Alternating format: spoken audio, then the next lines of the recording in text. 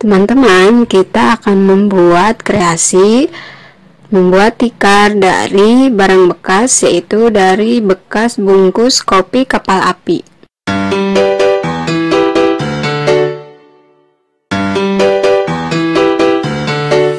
Bagaimana caranya? Pertama, siapkan gunting dan bungkus kopi kapal api sebanyak-banyaknya sesuai luas tikar yang akan kamu buat.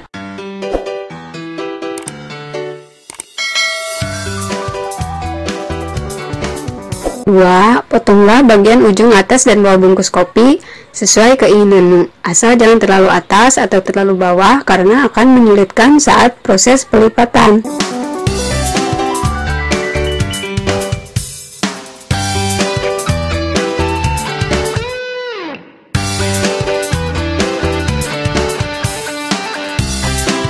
Ketiga, lipat dari bawah ke dalam, setengah dari bungkus kopi.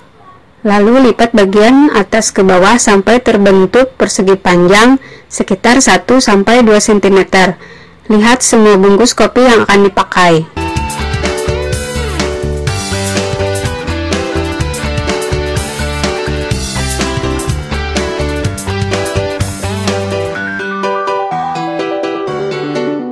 Keempat, ambil 4 bungkus kopi yang sudah dilipat. Lalu anyam untuk membuat anyaman. Pertama dengan cara seperti berikut.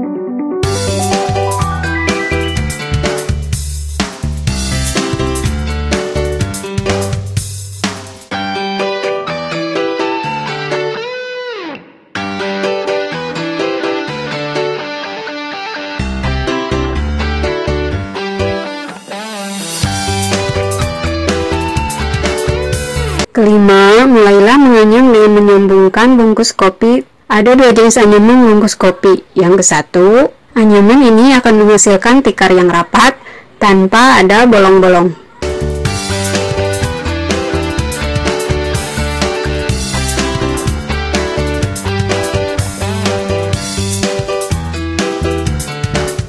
Sedangkan anyaman yang ini akan menghasilkan tikar yang bolong-bolong.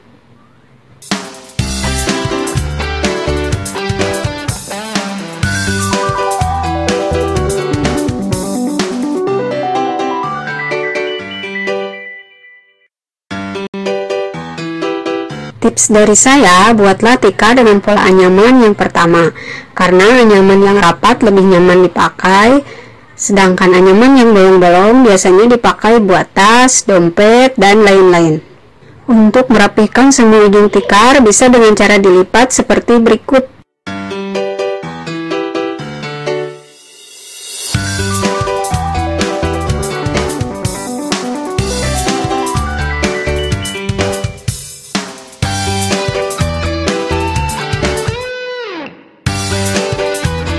Dan tikar pun selesai dibuat.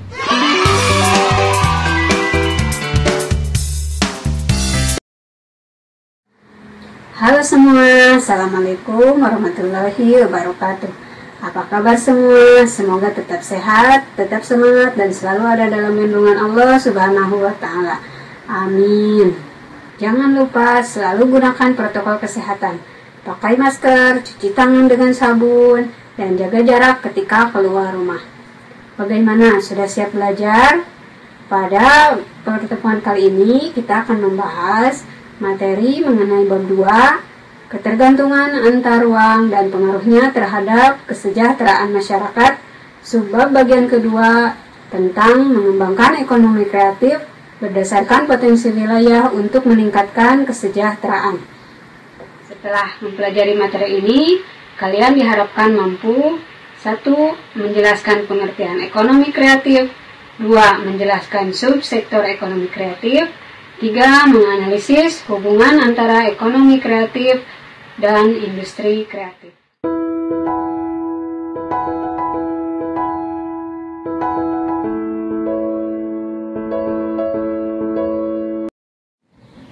Oh ya, kalian sudah menonton tayangan video di awal tadi, bukan?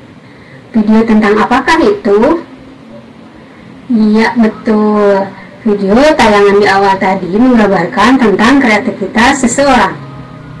Dengan kreativitas yang dimilikinya, orang tersebut mampu membuat tikar dengan hanya menggunakan barang bekas, yaitu bungkus kopi kapal api bekas. Sehingga barang tersebut menjadi bernilai guna dan cenderung berbeda dari tikar-tikar yang sebelumnya ada di pasaran. Lalu pertanyaannya, apa kreativitas itu? Suatu kelas 7 kalian sudah mempelajari materi tentang kreatif.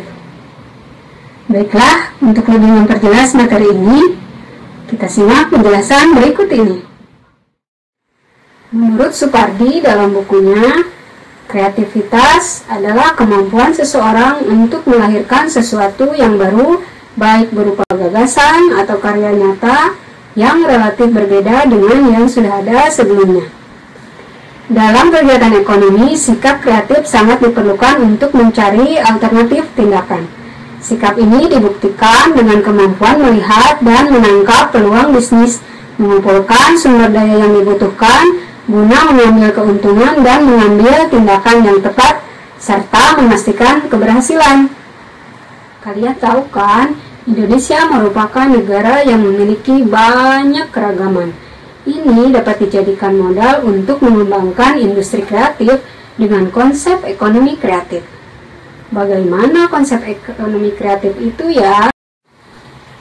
Menurut Badan Ekonomi Kreatif Indonesia atau BEKRAF, ekonomi kreatif merupakan sebuah konsep ekonomi baru yang mengintensifkan pemanfaatan informasi dan kreativitas dengan mengandalkan ide dan stock of knowledge atau pengetahuan dari sumber daya manusia sebagai faktor produksi utama dalam kegiatan ekonominya untuk menghasilkan produk dan karya kreatif.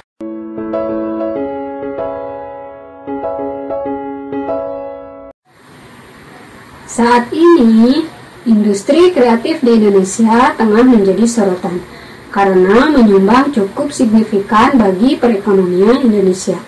Berdasarkan data BEKRAF, kontribusi ekonomi kreatif terhadap produk domestik bruto Indonesia tahun 2017 mencapai 7,28%. Untuk mendalami materi ini, mari kita simak 16 subsektor industri kreatif yang dikutip dari BEKRAF.go.id berikut ini.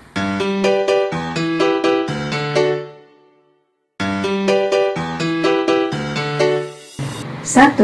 Aplikasi dan pengembangan permainan. 2. Arsitektur. 3. Desain produk. 4. Fashion. 5. Desain interior. 6. Desain komunikasi visual. 7. Seni pertunjukan. 8. Film, animasi, dan video. 9. Fotografi. 10. Kriya. 11. Kuliner. 12. Musik. 13. Penerbitan. 14. Periklanan. 15. Seni rupa. 16. Televisi dan radio.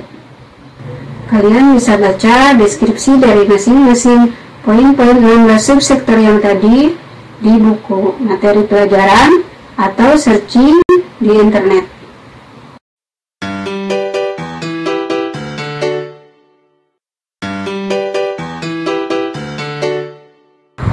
Nah, sekarang kalian paham bukan apa itu ekonomi kreatif, 16 subsektor ekonomi kreatif, dan hubungan antara ekonomi kreatif dengan industri kreatif. Jika sudah paham, tugas kalian sekarang adalah silahkan cari di lingkungan masing-masing adakah salah satu subsektor ekonomi kreatif yang dikembangkan di lingkungan kalian masing-masing. Jika ada, datangi tempat tersebut, lakukan wawancara. 1.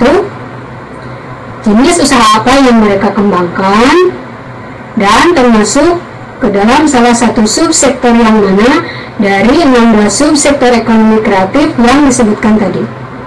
Yang kedua, kendala apa yang dihadapi oleh mereka untuk mengembangkan usahanya. Dan yang ketiga, adakah bantuan dari pemerintah untuk mereka dalam hal pengembangan usaha. Jika ada, dalam bentuk apa? Jelaskan.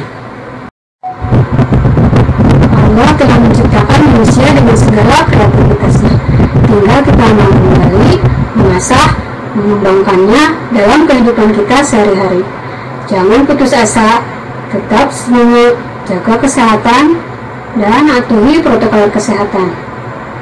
Sampai jumpa di kegiatan belajar berikutnya. Assalamualaikum warahmatullahi wabarakatuh.